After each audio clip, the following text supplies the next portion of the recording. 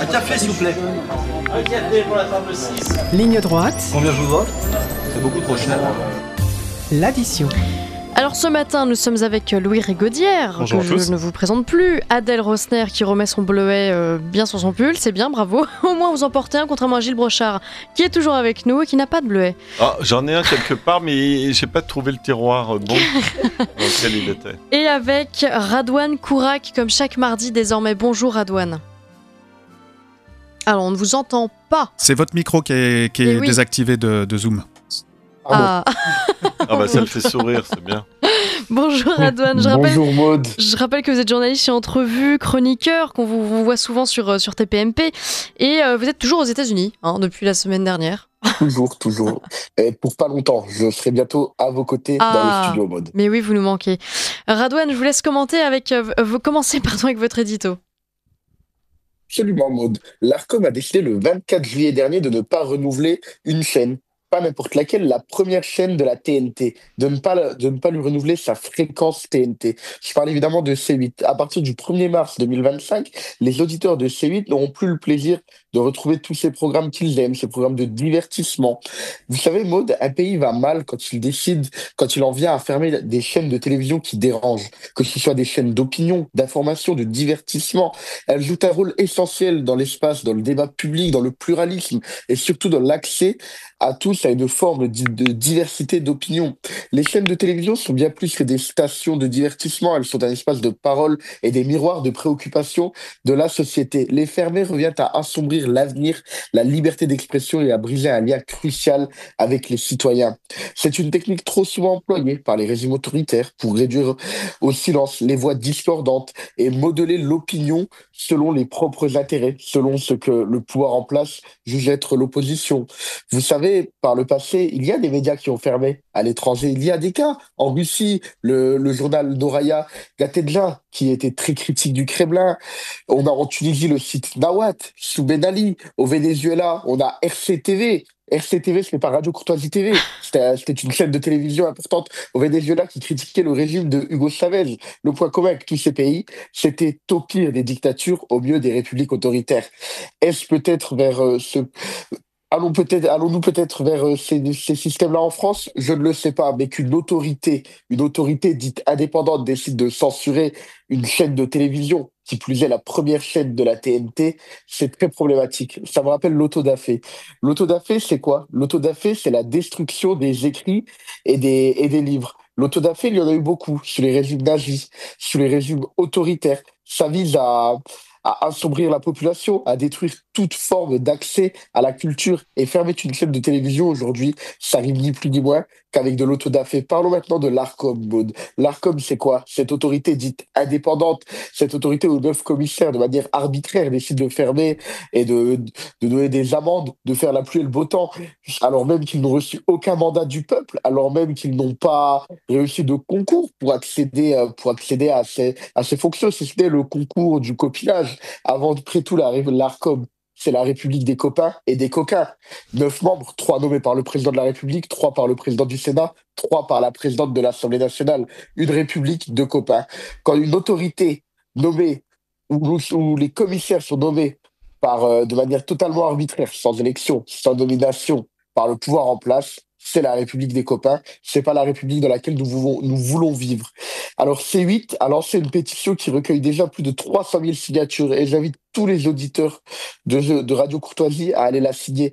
300 000 personnes, 300 000 personnes qui certainement ne regardent pas tous les jours C8, 300 000 personnes qui peut-être n'ont jamais allumé C8, mais 300 000 personnes attachées à la liberté d'expression, attachées à la diversité d'opinion, ou 300 000 tout simplement, 300 000 citoyens français.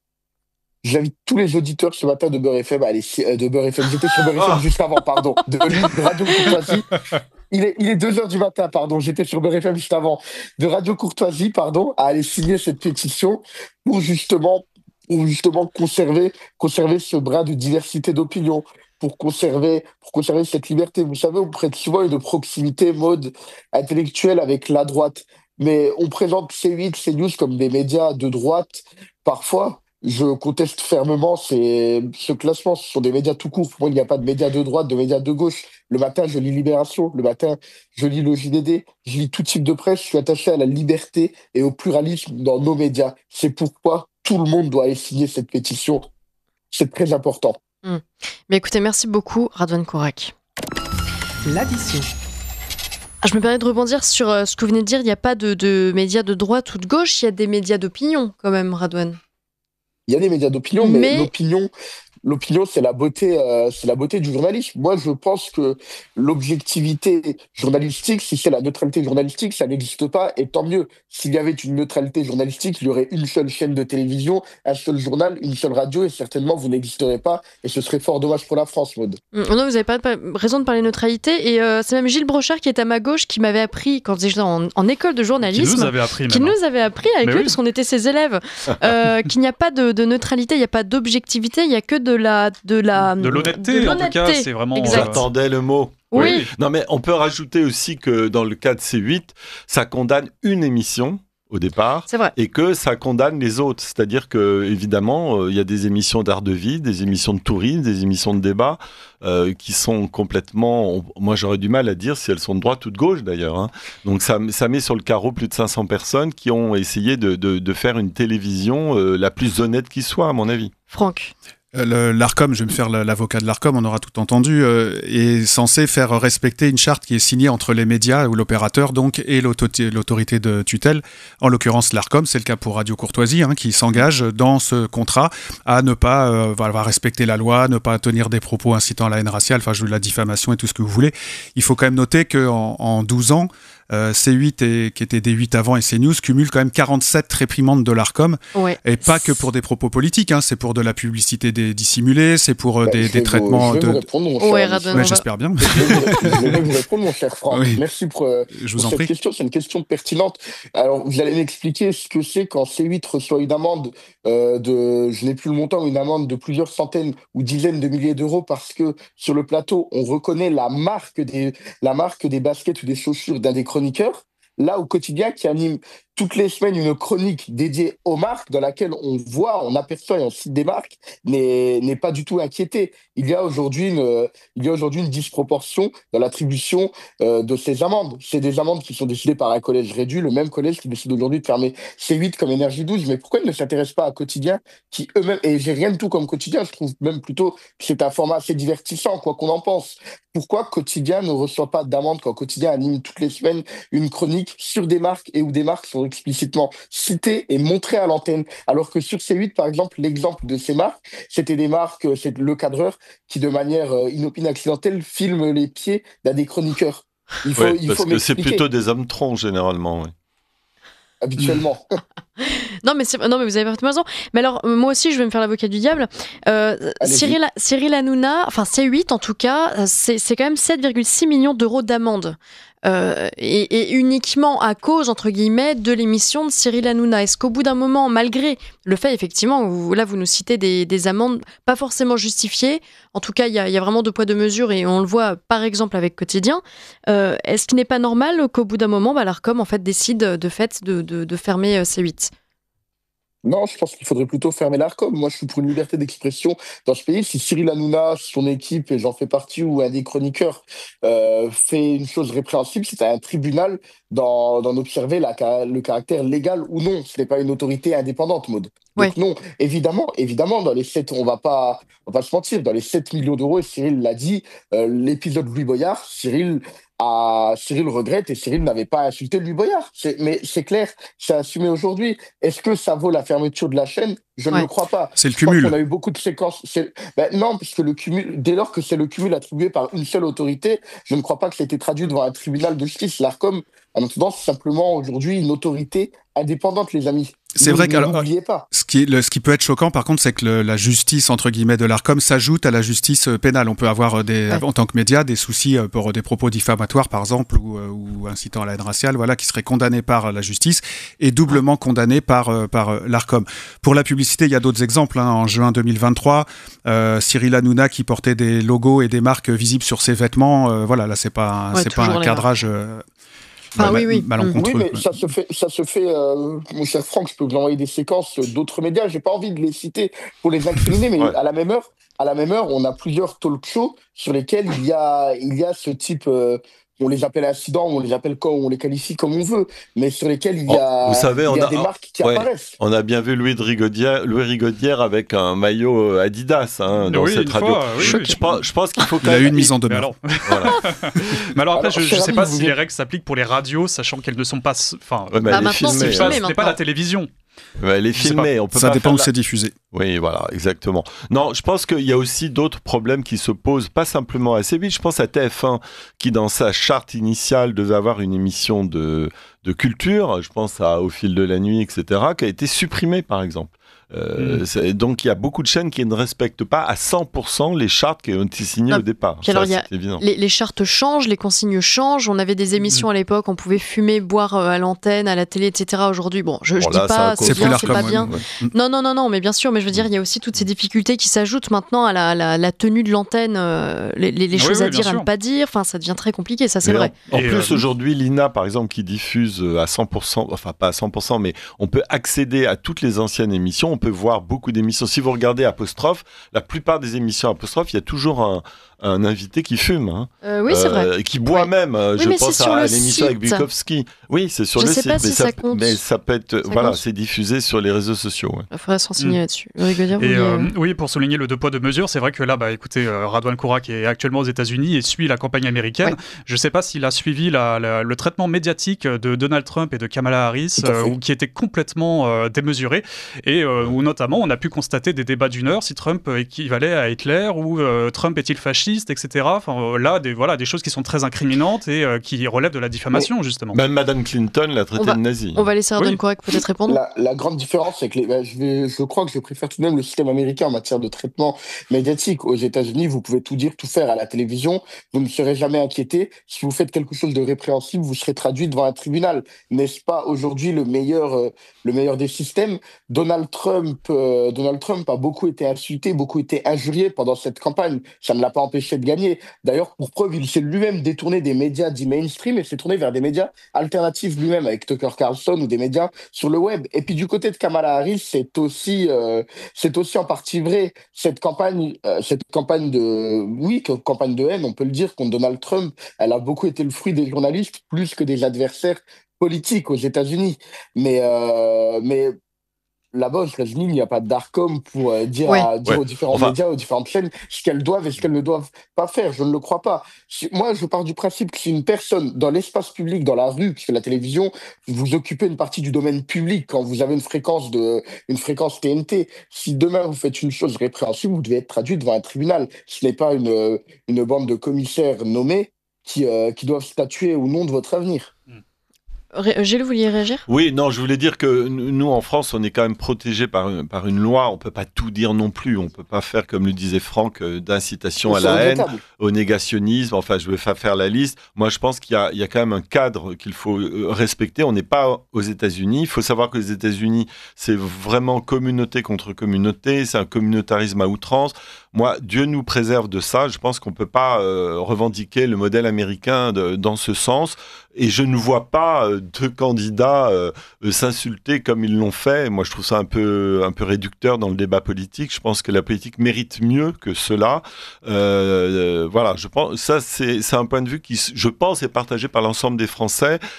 Si le débat, si justement il y a une défection du vote aujourd'hui, c'est que le débat s'est dégradé aujourd'hui et que le débat, les insultes, on les trouve au sein de l'Assemblée nationale, par exemple. Oui. Et vu les arguments et le degré d'intellectualisme de certains, c'est quand même assez navrant. Franck. Oui, à noter que l'ARCOM a un autre rôle, pardon, excusez-moi, que faire la police des propos qui sont tenus, et c'est vrai que des fois c'est choquant, mais je rejoins assez l'avis de Gilles sur une certaine modération qui est logique, on peut pas diffamer ou enfin voilà comme ça sans règle. L'ARCOM a aussi le régulateur des ondes, c'est-à-dire que c'est lui qui s'assure, qui distribue les fréquences en s'assurant qu'il n'y ait pas de gêne entre les stations, qu'il n'y en ait pas une qui émette trop forte pour couvrir une autre, et voilà, donc c'est aussi son rôle, et c'est aussi son rôle d'affecter respecter les médias. Dans le cas de C8, par contre, je crois que le canal TNT, la chaîne n'a pas été interdite, hein, les supprimés de la TNT, ça revient à peu près au même. De la TNT, mais oui, ça mais revient au même. c'est énorme, bien sûr. Mais est-ce qu'elle a été remplacée? Enfin, il y a une chaîne, je crois que c'était West France, oui, mais ils ne sont pas prêts. Voilà, en fait, ils sont pas, voilà, c'est ça. Donc, ils sont pas capables d'émettre pour le moment. C'est là-dessus que je voulais rebondir, c'est que le C8 doit arrêter d'émettre en février, le 25, si je ne me trompe pas, sous réserve de la décision du Conseil d'État. Donc ça encore, voilà, il y a encore un suspense, voilà, ça peut encore changer. Le 15 novembre. Le 15 novembre, et donc voilà, on suivra ça. Mais évidemment, comme l'a dit Franck, la chaîne qui est censée succéder à C8 n'est absolument pas prête et a déclaré que leur plateau de télévision serait prêt d'ici septembre minimum et que la chaîne serait prête à être diffusée en 2026-2027. Enfin, c'est une catastrophe. Donc à partir du 25 février, on risque, et même c'est quasi certain, un écran noir pendant plusieurs mois parce qu'il n'y aura aucune chaîne de diffusable. Donc il y a un côté amateurisme, Radwan Kerak, là-dedans. Il y a un côté amateurisme, mais moi je repense à un exemple, et Didier Maisto avait écrit un livre sur la question. Lors du dernier renouvellement, ça devait être sous la présidence de Nicolas Sarkozy, pour une mise en place autour de 2012. Il y a une chaîne qui avait obtenu un canal TNT, c'était le canal numéro 23. C'était la 23. Exactement. Et le canal numéro 23, qui est clairement un braquage, objectivement. Là, on vous accorde une fréquence, vous présentez des bilans, vous présentez tout ce que vous voulez, car tout est du déclaratif. Avant, il n'y a pas de contrôle, c'est basé sur du déclaratif, sur du chiffre d'affaires potentiel. On vous accorde une fréquence gratuitement. Et à l'époque, le PDG du numéro 23 avait revendu sa chaîne 3 ans plus tard au groupe RMC, 80 millions d'euros. Donc, c'est une personne qui a gagné 80 millions d'euros sur le dos du contribuable français, car c'est une occupation du domaine. Donc, il y a des grandes questions qui se posent sur l'attribution de ces fréquences. À partir de quand on juge, on estime, on apprécie qu'une personne ou un groupe est prêt à émettre, qu'il soit prêt financièrement, mais également logistiquement. Je crois que West France a des moyens financiers, mais aujourd'hui n'a pas de plateau, n'a pas les moyens logistiques. Mais là, on parle de C8, mais parlons aussi d'Énergie 12. Rappelons aussi qu'Énergie 12, c'est aussi une catastrophe sociale qui va arriver pour C8, qui va devoir l'avenir des salariés de C8, près de 300 personnes, est aujourd'hui incertain. Mais je lisais le communiqué de la direction de Énergie 12 qui disait que la suppression de Énergie 12 allait sans doute mettre en difficulté, entraîner la fin de la chaîne sœur de Énergie 12, Chérie 25, qui occupe le canal 25 de la TNT. Donc c'est des effets dominos et c'est des catastrophes sociales également. Franck. Il faut rappeler aussi que, oui, vous avez raison de dire ça, il faut rappeler aussi que j'ai perdu le fil de ce que j'allais dire, c'était trop long. C'est l'émotion. C'est l'émotion, c'est exactement ça. Je vais en profiter. Non, mais pardon, oui, j'ai retrouvé. Il faut savoir aussi, alors évidemment, on peut s'insurger contre ce qui se passe et que Énergie va en souffrir. Il faut savoir aussi que les radios comme Énergie et d'autres sont des grands groupes qui se sont construits justement sur les limites de la loi du CSA à l'époque, l'ex-Arcom, en rachetant des petites radios locales qui crevaient, et qui mettaient le nom Énergie, enfin, ils mettaient le nom de la radio avec programme Énergie en dessous, et ils ont constitué des réseaux phénoménaux avec plus de 200 ou 250 émetteurs en France. Ah oui. Ouais, en province, ça joue beaucoup. Pas simplement en postulant au CSA en disant on aimerait bien avoir une fréquence. Ouais. Oui, je pensais à numéro 23 puisque j'y ai collaboré pour une émission. C'était une émission qui avait dans sa charte la défense de l'handicap. Aujourd'hui, il n'y a aucune télévision qui parle des handicapés, par exemple. Et il y avait une émission qui était très bien faite, qui était animée par Bruno de Stabenrath sur l'handicap à travers... Enfin, c'était une émission où il y avait une vraie volonté de faire des choses. Alors après, on peut toujours discuter du fond. Moi, je voudrais revenir un petit peu à la fin des années, milieu des années 70, quand, par exemple, Valéry Giscard d'Estaing et Michel Poniatowski, qui était ministre de l'Intérieur, étaient très frileux. Ils avaient peur qu'on parlait de diffusion. Ils avaient peur que justement, si on laissait la part libre à des radios, d'ailleurs elles se sont appelées Radio Libre, c'est pas moi, j'étais un des pionniers, j'ai fait partie de cette vague des radios libres, c'était justement parce qu'ils avaient peur que ces radios soient complètement libérées par rapport à l'ORTF à l'époque. Et moi je me souviens que le paradoxe, c'est que Giscard avait d'un côté fait voter cette loi pour voter à l'âge de 18 ans et que ceux qui avaient 18 ans n'avaient pas accès aux radios libres. Hein. Il faut savoir ce qu'il y avait à l'époque. Il y avait la Sophie-Rad avec Europe 1, il y avait RMC, il y avait RTL et puis il y avait France Inter, tout le service public de l'RTF, France Musique et ses satellites. Et c'est vrai qu'en 81, mais pour moi, c'était ni de droite ni de gauche, c'était une liberté. Il y a eu la première radio de droite qui a été créée, c'était la radio Solidarité, avant Radio Courtoisie. Et ça a été une chape d'ouverture extraordinaire pour tout le monde. Mais qu'est-ce qui explique qu'aujourd'hui, il y ait autant de radios, de médias de façon générale, d'opinion aujourd'hui, il y a même presque exclusivement... ça représente une énorme part de. Non, mais il y a des radios, je pense ancestrales. Je pense à Radio J, je pense à Ici Maintenant, à Radio Gilda. C'était des radios qui étaient un peu communautaires et un peu politiques d'une certaine manière. Radio Notre-Dame. Il y avait même la radio de l'Express à l'époque qui marchait très bien. Et puis après, il y avait deux choix. Soit on avait de la publicité, on pouvait en faire vraiment un média qui compte dans l'univers de la radio, soit on pouvait faire des radios associatives type Radio Courtoisie. Oui. Et l'entonnoir s'est fait véritablement en quelques années. Et puis l'évolution de la politique, des mœurs, de plein de choses ont fait qu'aujourd'hui on arrive à un statut où il y a quand même des radios très marquées, puis d'autres qui le sont plus musicales. Voilà, avec l'accession à la publicité de ces radios qui ne l'avaient pas au début, effectivement, Gilles, et après, quand la publicité est arrivée, là, les grands groupes et tout a été avalé, en 87, je crois. Radouane Kourak, sur cette émergence justement de médias, de droite, de gauche, d'opinion, le fait qu'il y en ait de plus en plus aujourd'hui, c'est un problème ou pas ? Non, c'est formidable. Il y a de plus en plus d'opinions divergentes et fragmentées dans la société française. Les médias sont à l'image de la société, car qui fait les médias, ce sont les personnes qui les écoutent et qui les regardent. C'est qu'il y a une demande aujourd'hui, et la demande, c'est les Français. Elle vient des Français. L'offre s'adapte à la demande. Mais est-ce que ça noie pas parfois l'honnêteté en fait journalistique justement, puisqu'on en parlait dans certains médias, je vais pas en citer parce qu'évidemment on va pas se faire d'ennemis, on en a déjà suffisamment, mais qui utilisent l'information, qui en font des discours politiques. Est-ce que ça représente pas un problème ? Après vous allez peut-être me dire non justement parce qu'effectivement il y a des gens qui réclament ce type de. Vous pensez à Mediapart par exemple ? Non, je ne pense à personne. Non, mais vous pouvez penser à Mediapart, à Libération, à l'Humanité, Maud. Vous avez bien raison. Mais de l'autre côté, pensons également, je ne sais pas, à Valeurs Actuelles ou au JDD. Il y a des médias de droite, il y a des médias de gauche. Bien sûr. Et c'est formidable. Moi, le matin, je lis autant des médias de droite que des médias de gauche. Ça contribue au débat public et au débat et à la diversité de l'opinion. Ce que j'attends d'un média, c'est de raconter... En fait, l'objectivité journalistique, finalement, c'est de raconter le monde dans lequel on vit. Nous vivons tous dans le même monde, mais nous ne le percevons pas de la même manière. Ça, c'est très, très clair. C'est vrai. Si vous lisez Libération, le JDD vous donnera la même information, mais pas sur le même prisme. Ne fera pas la même analyse. Pas forcément toute la bonne information. C'est pour ça, regardez, nous, on lit toute la presse parce qu'on est journaliste et parce qu'on a le devoir de s'informer partout. Donc, on lit Libération, on lit l'Huma, on lit, j'arrive pas à Valeurs, JDD, etc. Le Français qui, le matin, va peut-être acheter, ou alors n'achète même plus son journal parce qu'en vrai, c'est en déclin total, va sur les réseaux sociaux, s'abonne uniquement à une page Libération, par exemple, il n'aura que ce prisme-là. Ouais, c'est vrai.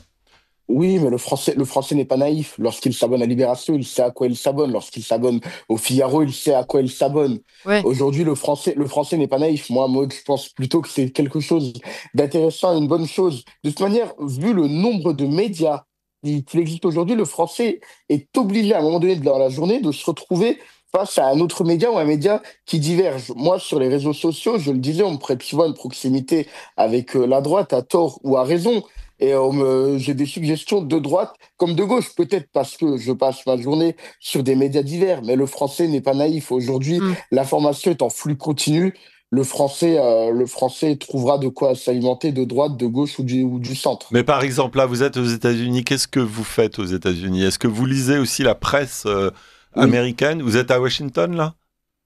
Là, je suis à Boston. J'étais à Washington hier. Est-ce que vous lisez le Boston Herald Tribune ?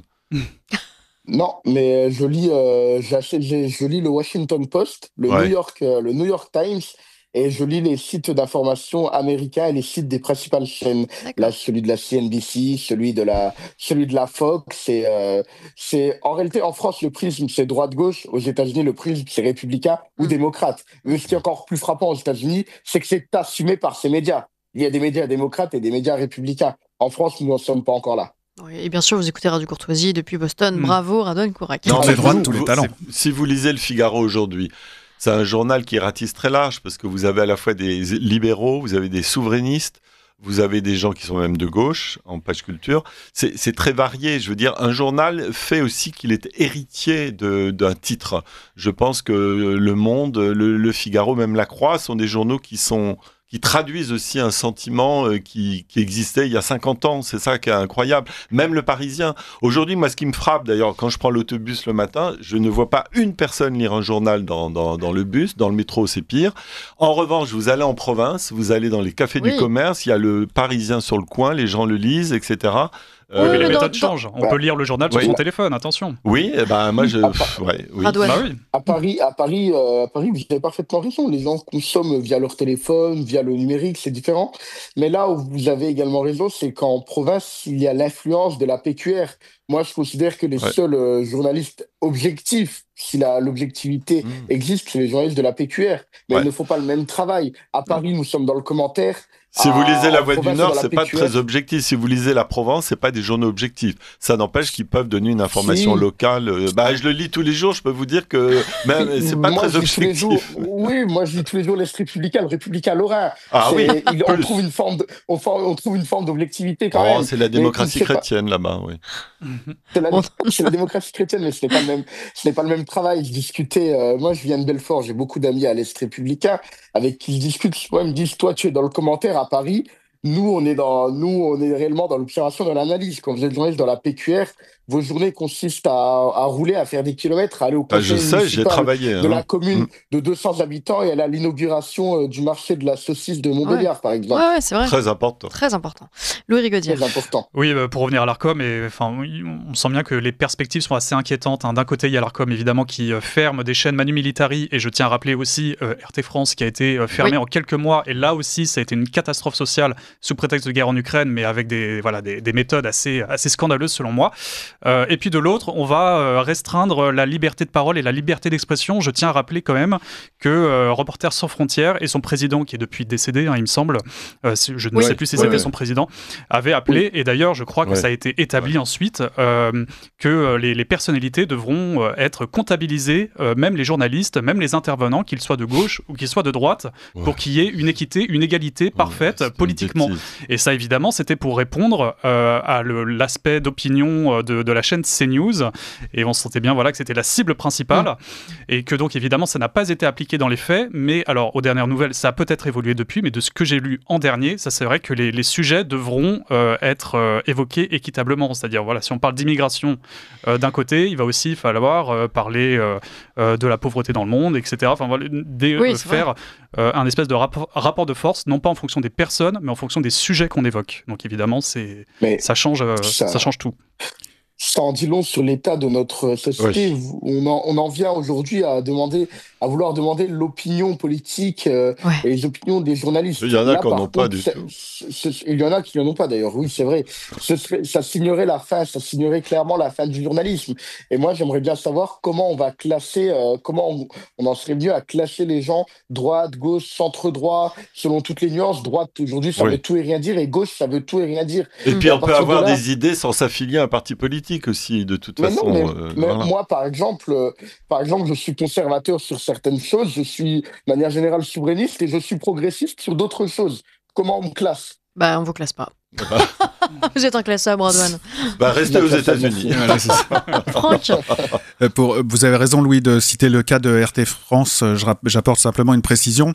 N'avait pas de canal TNT, cette chaîne, donc elle n'a pas été autorisée par l'Arcom, et c'est pas l'Arcom qui l'a supprimée. C'est une décision politique, pour le coup, une vraie décision politique suite à la guerre entre la Russie et l'Ukraine. Et puis de toute façon, la France pouvait couper le canal puisque c'est l'État qui détient le rôle de la télédistribution en France. Donc on peut couper un canal à n'importe quel moment. Ils avaient d'autres moyens de subsistance, mais apparemment même les banques les ont empêchés de s'autofinancer eux-mêmes. Ça a été, ils ont bloqué les comptes. Ah oui, non mais donc, tout a été... Il y a eu des avoirs.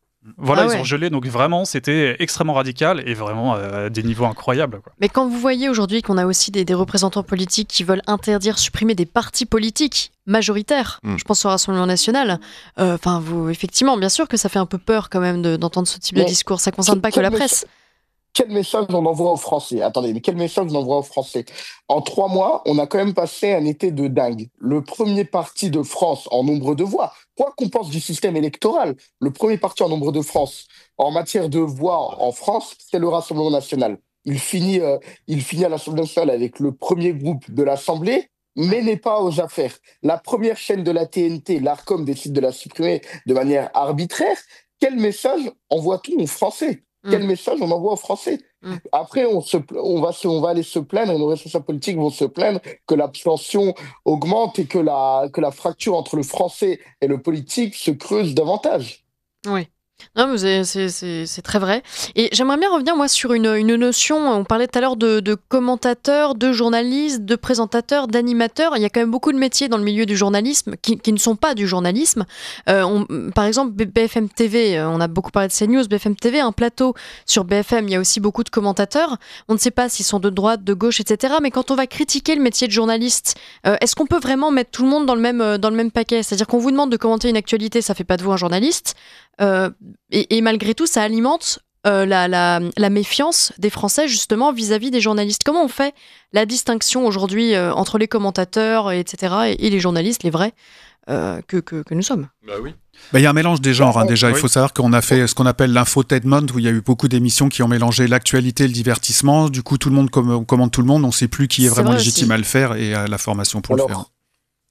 Tout le monde n'est pas journaliste, mais tout le monde peut être éditorialiste aujourd'hui. Oui. Un éditorialiste, c'est quelqu'un qui donne son avis. Aujourd'hui, monsieur lambda et tout le monde sur votre plateau, et vous n'êtes pas des personnes lambda, vous êtes des journalistes, peut être éditorialiste. Or, tout le monde ne peut pas être journaliste. Aujourd'hui, dans le carrefour des grandes chaînes d'information, c'est davantage des éditorialistes que nous avons en plateau. Si sur un plateau, il y a 5 journalistes... Moi, je dirais des commentateurs que éditorialistes, parce qu'éditorialiste, c'est quand même construit. C'est vraiment... on est éditorialiste politique, on est éditorialiste sur les faits de société. En tout cas, du moins, aujourd'hui, sur les principales chaînes d'information, ils sont présentés comme éditorialistes. Julien Drey, ancien député, n'a pas de formation journalistique, il est présenté comme éditorialiste. Sur BFM TV, Charles Consigny, qui est un avocat et qui est un gars que j'aime bien en plus, est également présenté comme éditorialiste. Il a la responsabilité. Pour Roselyne Bachelot aussi. Hein. Oui. Roselyne Bachelot, et en plus, c'est des gens à qui on demande de faire des éditos en début d'émission. Donc, ils sont éditorialistes car ils éditorialisent le débat. Et Radouane Kourac aussi. Commentateurs. Oui, non, mais c'est vrai. Je suis journaliste vous êtes journaliste, des plateaux TV. Je suis journaliste en dehors des plateaux TV, mais là, aujourd'hui, quand je viens dans votre émission pour donner mon avis et pour défendre, par exemple, C8, c'est de l'éditorialisme, c'est du commentaire, c'est de la chronique, vous l'appelez comme vous voulez. Oui, bien sûr. Aujourd'hui, tout le monde peut être éditorialiste ou commentateur, mais tout le monde ne peut pas être journaliste. Sur un plateau, quand on m'annonce 5 journalistes, le seul journaliste du plateau, pour moi, c'est celui qui donne et qui annonce les informations. À la limite, celui qui arbitre. Mais ceux qui sont autour de la table et qui donnent leur avis sortent de leur rôle de journaliste le temps de l'émission. Oui, enfin, dans une interview qu'a donnée Alain Finkielkraut il n'y a pas longtemps, il disait que lui-même se considérait comme un acteur de l'actualité, donc comme un journaliste. Parce qu'il avait les mêmes outils qu'un journaliste et qu'il a abandonné sa casquette de philosophe pour avoir un regard sur l'actualité. Pardon, mais passer les plats lors d'un débat, par exemple, pour moi, c'est pas du journalisme. Hein. Quand c'est ça, votre métier, c'est pas du journalisme. Alors, c'est des présentateurs plus. Hein. C'est ça, c'est de l'animation. Mais alors justement, il y a eu un débat là-dessus sur CNews où la plupart des présentateurs disaient qu'ils avaient une formation de journaliste et qu'avant de présenter un débat, ils connaissent les sujets, ils connaissent les dossiers. Normalement, c'est la partie cachée de l'iceberg. Pour préparer une émission, vous le savez mieux que moi, ou autant que moi, il faut travailler ces sujets. Même pour une chronique, moi, quand je fais des chroniques de 4 ou 5 minutes, je travaille beaucoup en amont, ça peut passer des heures. Oui, mais le résultat fait que vous êtes quand même journaliste parce que vous savez à qui donner la parole, rebondir sur certains sujets parce que vous connaissez les réponses à l'avance, etc. etc. Le journalisme, c'est ça aussi. Hein. J'ai une vision assez exigeante et radicale du métier de journaliste parce que je considère quelqu'un qui n'a jamais quitté un plateau. Je suis radical. Quelqu'un qui n'a jamais quitté un plateau, qui n'a jamais mis les pieds sur le terrain, qui ne sait pas ce dont il parle. Je lui dis pas d'aller faire la guerre, d'aller en Ukraine ou en Israël. Simplement de comprendre aussi la réalité de ce qu'il dit. Quelqu'un qui ne fait que commenter l'actualité, par exemple, des gens comme Christine Ocrin, Poivre d'Arvor, enfin toute la lignée, ils ont été pendant 25 ans chroniqueurs, reporters de guerre pour certains. C'est important ça. Je pense à Christine Ocrin notamment, qu'on aime ou qu'on n'aime pas évidemment, mais il y avait quand même, ils savaient de quoi ils parlaient. Moi je pense à des journalistes vraiment de terrain qui savaient vraiment ce que le mot journalisme voulait dire, c'est-à-dire mettre sa peau sur le terrain. Porter la plume dans la plaie, c'est aussi ça aussi. C'est aussi une façon Albert Londres. Bon, écoutez, merci beaucoup Radouane Kourac. Vous pouvez aller faire dodo. Parce qu'il est 3h chez vous. Vous avez plombé ma nuit, Maud. Ah, je suis désolée. Je pensais qu'on l'avait enchanté, nous. Ah bah oui, Bon, d'habitude. allez, Bon, bon, c'est toujours une parenthèse de Non, c'est toujours une parenthèse de plaisir de me lever pour m'exprimer sur Radio Courtoisie. Oh. Je vais aller lire la presse américaine. Bravo. Voilà. Merci, vous nous ferez une revue de presse. Et pour vous endormir, vous comptez les mises en demeure de C8, ça doit vous endormir rapidement. Je vais faire des cauchemars, oui. C'est ça, oui. Bon, merci à tous. Merci Gilles Brochard, Adèle, Louis, À Franck. Merci beaucoup.